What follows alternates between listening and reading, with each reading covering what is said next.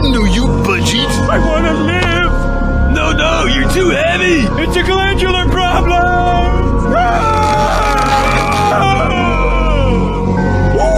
Orlac. Chud. Mole people. There is no escape. Why is that jet flying so close to our house? At last, those planes are flying where they belong. That's right. Over the homes of poor people.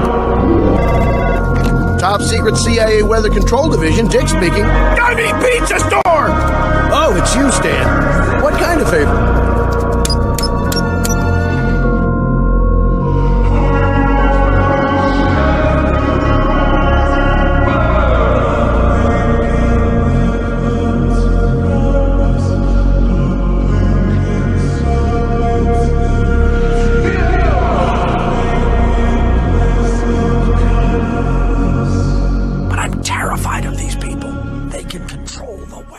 In the movie Knowing, the news reported a major oil spill in the Gulf of Mexico. Tonight in the Gulf of Mexico, an explosion on the soon-to-be decommissioned oil rig triggered a fire which burned for 3 hours before it was extinguished.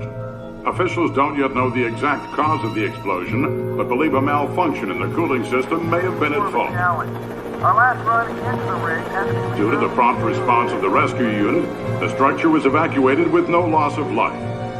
A year later, the Deepwater Horizon exploded.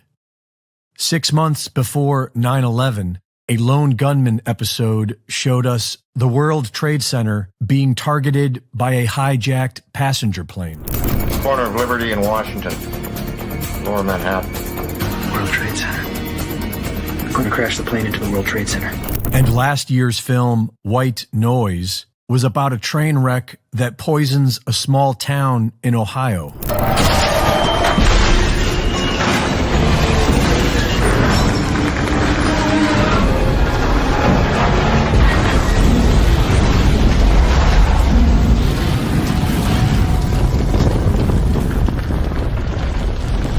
This is the very same story now playing out in real life.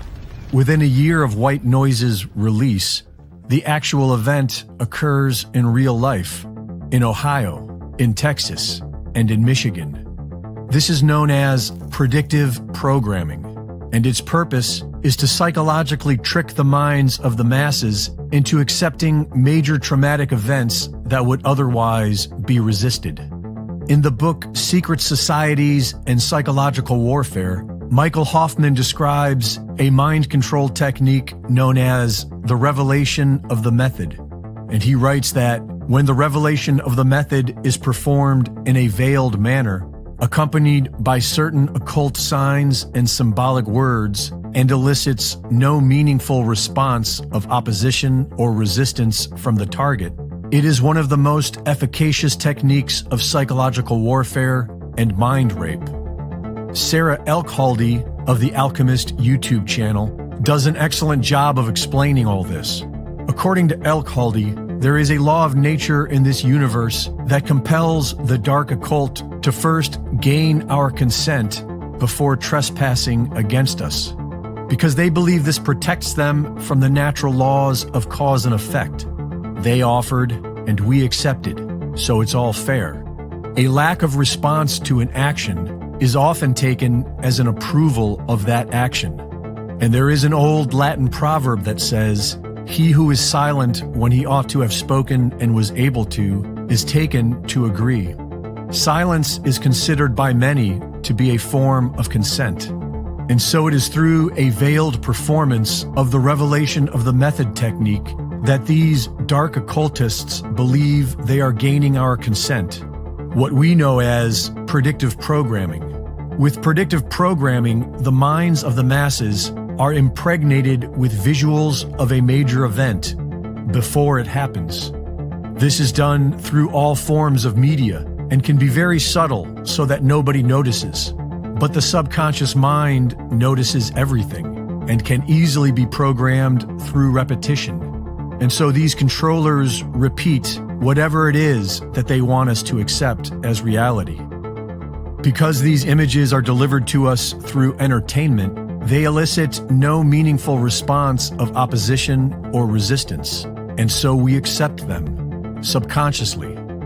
And when the event happens in real life, it is already familiar and acceptable to us, as if that's just the way it is. It's a mind trick, and it works by keeping everyone locked in a spectator state. This causes what is known as paradigm blindness, which is when a person is incapable of seeing any reality other than what they've already been exposed to by the media. This paradigm blindness will cause a person to get emotionally triggered whenever confronted with an alternative point of view that they have not been programmed to accept. It's a very powerful mind trick, and the solution is quite simple. We need to stop living as spectators of someone else's reality. We need to start creating our own reality, and we need to remember how to say no, because they offer it to us and we accept it.